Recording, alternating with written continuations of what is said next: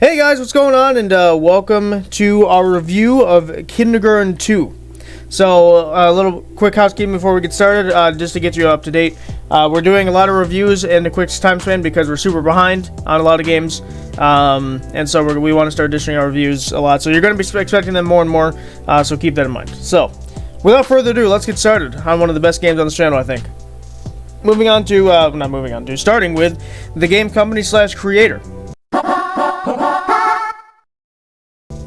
So the game company / creator is Smash Games. I think they worked with someone else as well, but Smash Games is the main people that worked on it. I think it's a small group. I think it is an indie game still.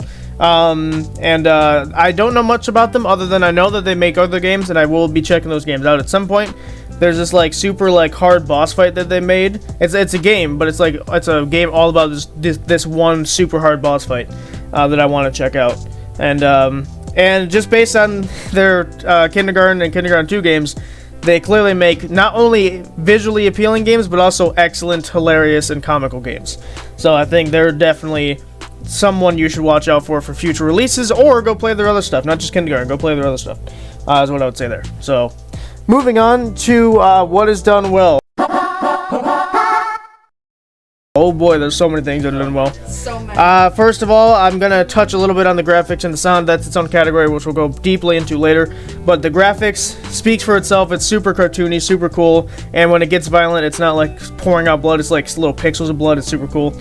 And then the sound, the music is so catchy. It's almost as catchy as like Nintendo music, which is that's a compliment because Nintendo music is super catchy. And so that stuff's all done well. The actual gameplay mechanic, I don't think I found a single gameplay mechanic like, oh, this is stupid, this sucks. And so, you know, I think there's a couple things where it's like, okay, this is a little tedious, but I mean, even still, it's not as tedious as the first one, because in the first one, if you messed up someone's route, you had to restart the entire day, and you kind of had to redo it essentially. And it was full of trial and error. And Kindergarten 2 still had a little bit of trial and error, but it wasn't so much so that like you had to restart the entire day. You could restart the room you were in, so if you messed up there, you could do that. And if you die, it makes you restart the room anyway. So I appreciate that compared to its predecessor. I think that I like the addition of so many new characters. I think the new characters that they added, like Dr. Danner and stuff, those guys are awesome. I think they have so much personality, and I think they're really hilarious as well. And that leads me on to the comedy. The comedy of this game is some of the best comedy I've played in video games to date, as far as I'm aware. Because I'm pretty sure every episode we laughed at least 5 times because of something someone said. We had Honor the Wishes of a Dying Child. we had Dr. Danner on a jetpack, fleeing the scene of Ozzy being dead. Yes. And we had like the whole snapping situation, which was they had funny lines there. We had of course the rise of the nopity nope, which is pretty. I love that saying so much. I use it in real life too because it's funny. So I'm not gonna go over every sentence that's really funny. It's just so many cool things that happened. And the last one I'll highlight is at the end of the game, you have the option to microwave a cat, which, you know, when I think of video games, I don't think of microwaving cats, but you get the option to do it in this game. And if you choose to do that, the cat unfortunately explodes, and then your own character starts rebelling against you. He's like, I'm out of here. The day literally ends. And the day ends after that. Yeah, that's like, I don't think it says. I think it's a little bit different from what the normal day end would look like, but still, it's hilarious that's a thing. And there's so many optional things you can do. There's a whole Monstermon fight system. Like, that's one of the best things in this game is the Monstermon fight system. And that's so good that they made a physical version that I actually bought because I wanted it. Unfortunately, it's only 2-player, but it's a super cool card game. I would say it's almost as good as Pokemon, which I don't really play Pokemon that often, but I would say that when I did play it, it was super fun. I would say it's almost as good as that. And it's a really cool in-game system as well. I think there were a couple things. It's like that's a little strange of how that works in terms of the actual battle system. And there were a couple cards that were clearly overpowered than the other ones. So there could be some balancing issues, but we'll get to that later. But just being able to like essentially Pokemon battle in the game, that's awesome. I think that's a cool mechanic. And I did wish that you could battle everyone and not just the people. I think you couldn't battle the teachers. I wish you could. That would be fun. You couldn't battle the janitors, I believe. You could battle Dumpster Hag, which was weird. And you couldn't battle like the principal or something, and like that kind of stuff. I just wish there was more people to battle. I think there was one kid you couldn't battle as well. Yeah, I can't remember who. I don't remember who it was, but there was someone you couldn't. With I think it was one of the Ted brothers. Yeah, I think one of those. You could battle one, but you couldn't battle the other. I think maybe I don't. That might not be right. Or no, maybe it was Penny. I don't. Penny seems right because she doesn't really play Monster as far as I'm aware. It was someone you couldn't beat, you couldn't even play with. So that's just I don't remember who it was, but I just wish you could play against everyone and everyone had their own strategies. There is a part of that I'll get to later that like kind of was weird, but just overall the system is awesome, and I think that's one of the best things in this game. But moving on to what could be improved. I can really only think of a couple things. The first thing I was going to mention a second ago is before you battle them, they say, "Oh, my deck's full of greens," and you'll play them, and they have like 2 greens in their deck, and it's like, huh, full of greens. Are they meant to be lying, or are they meant to be telling the truth? Or they just call it blind. I doubt that. But if they were telling you their strategy, because each color has its own strategy associated with it. So I believe purple is like it's either purple or yellow that's like the support. You have the other variant, whatever the other one is to tank. And then greens are kind of like neutral. They have kind of like good attacks, bad attacks, and they have kind of some secondary ones as well. And so, like, I think just making this up because I can't remember exactly what trumps what, but like, for example, green will trump red, and then red can trump green, like that kind of stuff. And so when they say, hey, my deck's full of green cards, and it's not full of green cards, it kind of throws your strategy off if you had made one. So I wish that was, I think the only one that didn't lie was Dumpster Hag. I think she said she had a lot of purples in her deck, and she did.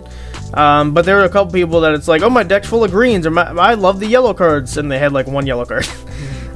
Maybe it's random. I could see it being random. That way maybe you can play it over and over again. So maybe there's some extra replayability there. I don't know. We never really tested that. And you actually unlock monster cards by battling in Monstermon battles with people. So yeah, I just wish there was a bit more strategy with it. I think that's the only thing. In real life, there actually is more strategy with it because it works a little bit differently in real life. But I would say, just in the game, I wish there was like not only could you battle with everyone, but I wish that when they said like, "Hey, my deck's full of this," I wish it was actually full of that color. Is there anything else? I mean, wishing for it to be longer, I guess, would be the only thing else, because it wasn't short, but it wasn't super long. I understand why it was the length it was, because there's only, I think there's 9 missions, right, including the finale. Yeah. Yeah, I just wish it was longer, you know, I just wish, I don't know, I mean, again, I see why it was short, because it's a super, probably hard game to, like, code and stuff. But, like, it's, I just wish it was longer, just so I could get more enjoyment out of it, essentially. And I believe, if I'm correct, doesn't the game tell you where to find the Monstermon cards in this one? I don't think we looked it up. Because in the first game, you had to either look it up, or I believe it gave you a small hint, but even still, it wasn't really enough to work with. So I think in this game, there was something that told you where they were. Because otherwise we would have had to look it up. Again, I don't remember completely, but all I remember is that in the first one you had to actually kind of look them up a little bit and have like a list with you to kind of 100% the game. But moving on to any problems or glitches. In terms of glitches, I think there was like a sprite glitch with Dumpster Hag fading away, or like getting dusted. Her like dust was on top of the sprite layer of the trash can when she was in the trash can. So that was the one thing I noticed. I think there might have been a couple things with like when the kids got zapped, or when someone got zapped, there'd be sometimes they would fly and sometimes they would just kind of collapse. So I don't know if that was meant to happen. I don't think it was, just because it'd be weird if like some people, if you're getting struck by lightning, you're going everywhere. So I think that one might have been a glitch. Other than that, I don't think so. I think everything had kind of, I think everything was well polished. So I would say those are my 2 ones that I can just remember off the top of my head. So I think that's it. I think that's it for that one. Moving on to controls.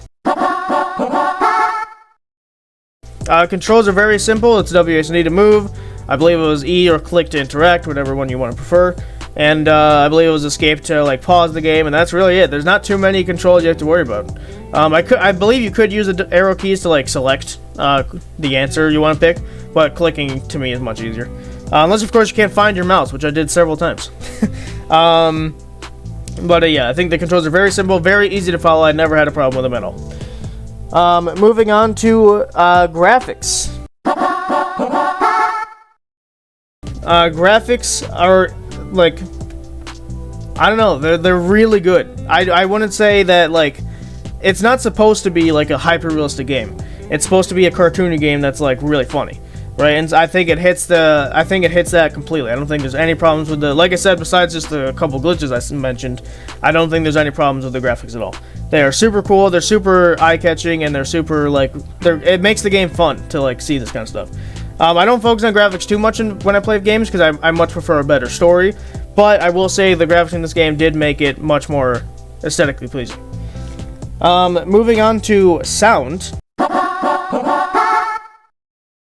The sound in this game, like I said at the beginning, is really catchy. The sound, like the sound effects, those are super cool. There's never been a miss, I think, with that in terms of glitches. I think the sound effects are really cool. The jetpack is like, that has a sound. Like everything you would think has a sound, it does. And then in terms of the actual music, like I said before, it is super catchy. Like I said, almost as catchy as Nintendo music, and I would say that is definitely a compliment.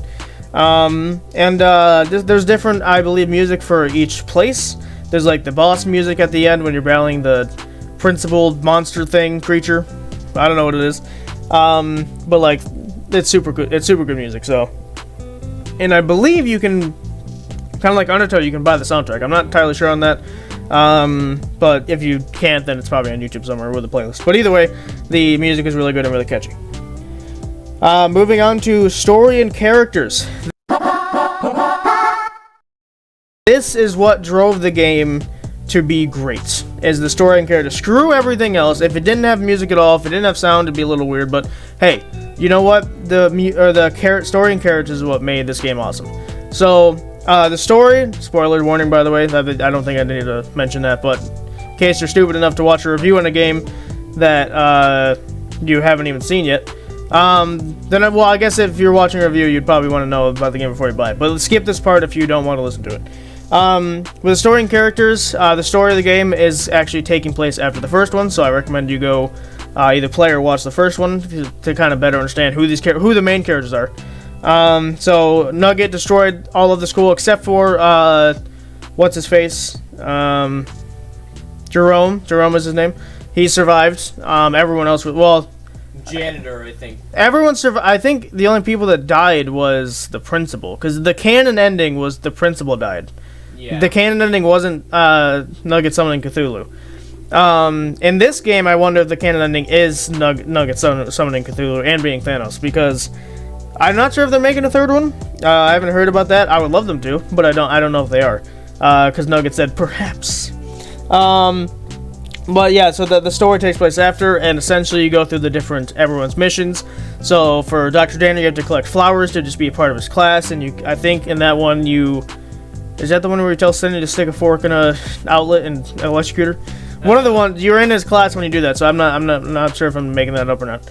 Actually it is, because you gotta do the plant thing, and that's the thing you gotta do. And so each storyline has its own unique dialogue and has its own unique kind of things that can happen, unique deaths as well. For example, if on some of the missions if you start your mission in the lesser classroom and you go up to Dr. Dan's classroom, you can go in his classroom for a little bit, but if he sees you, like you get close enough to him, he will blast you in the face with a laser gun. I don't know if we saw that. I do know that I watched someone else see that though. Which I think that's pretty cool, and you only get that if you start in the lesser class. If you start in his class, obviously he doesn't do that. And then in terms of characters, now the characters are not only super fun to voice, kind of like Undertale, but I would say that the characters all have their own unique personalities. They all kind of have, like, even the annoying ones like Cindy and Penny were kind of interesting. And my favorites were probably the teachers, like Dr. Danner and Miss Applegate. Those two were the funniest ones in the game, besides Nugget, of course.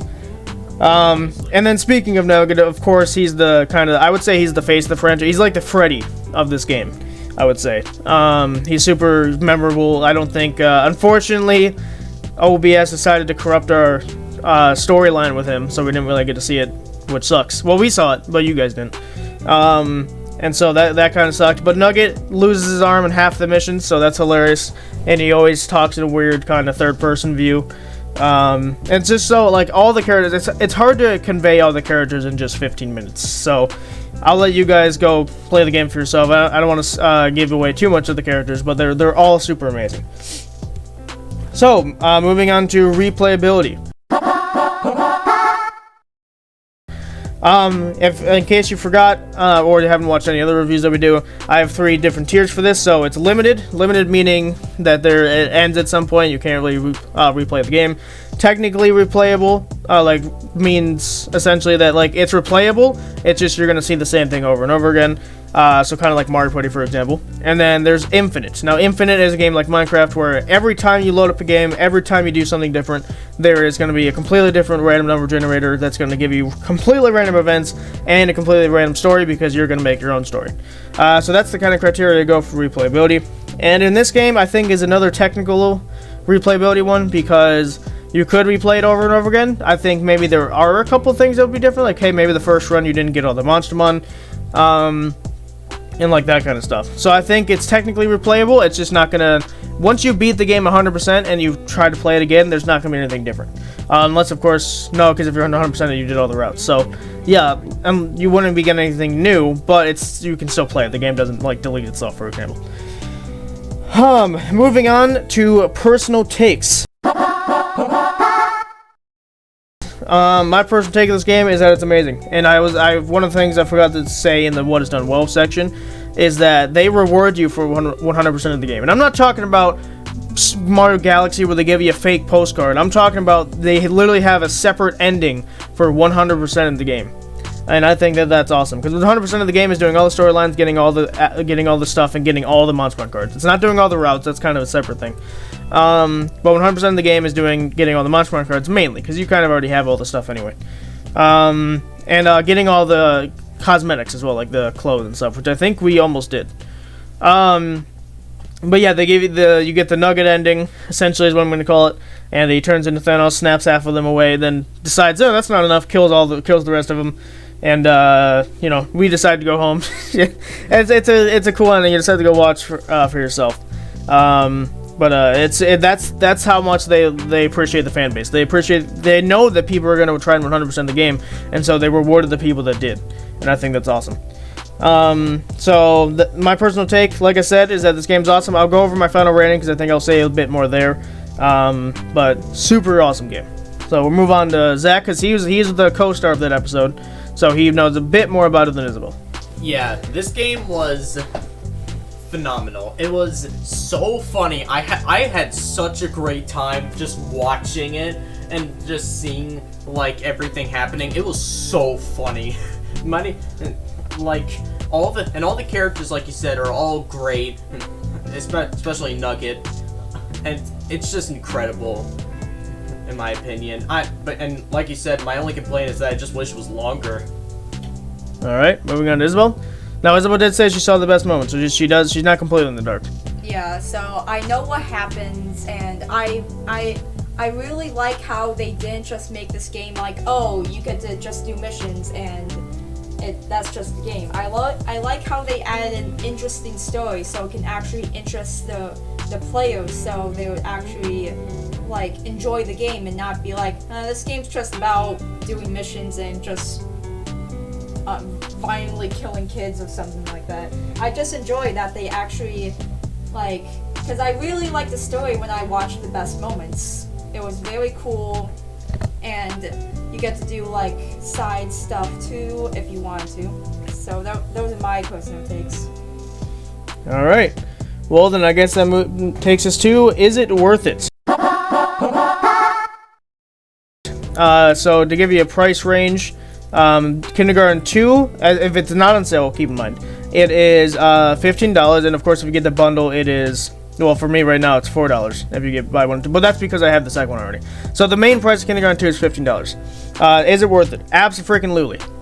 Who cares about getting 5 Big Macs? No one cares. All right, buy Kindergarten 2. Save, first of all, not only your health, but save your money, and then support an indie company like this that makes amazing stuff. Because I think it's awesome, and that's a super cheap game in my opinion. $15, anything lower than 15, I think is a super cheap game, especially if it's such a high quality like this one. I would say absolutely. And that brings us to the finale of the final rating out of 10, of course. My final rating of this game, I've been thinking about it while I've been talking, and I gotta say, I think this is another 8 game. I think it's 8. I think the only reason it's not a 9 is because there were a couple glitches that could have been polished, and obviously 10 is a perfect game. I don't believe this, unfortunately, is. The only perfect game that I've played so far is Undertale, and I don't think anything else, because Undertale actually changed the world.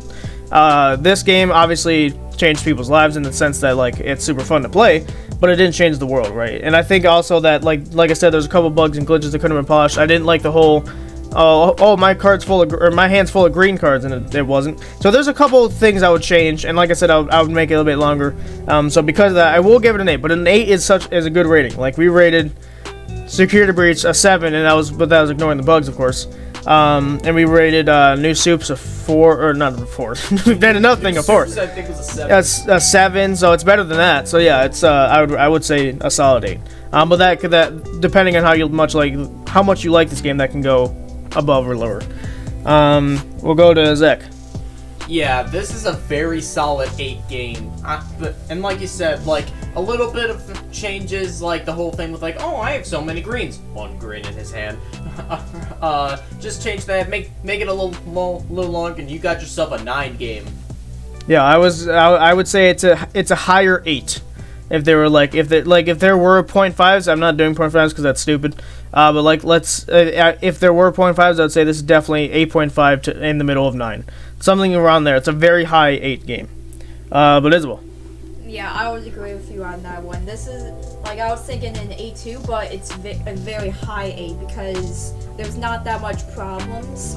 They just had to fix a couple things, and then it will be brought up to a 9. So I'm gonna say an 8. Yep. And that brings us to the end, guys. So I hope this helped you decide if you want to buy the game or not. Like I said, absolutely should. I think the game came out in... It's not going to tell me, I think. But anyway, the game came out a while ago. So if you haven't played it yet, you should. Because if they make a third one, you might want to play it. And like I said, this is a message to you, Smash Games. You're never going to watch this ever. But if you do, please make a third one. So I think it's going to be it from us, guys.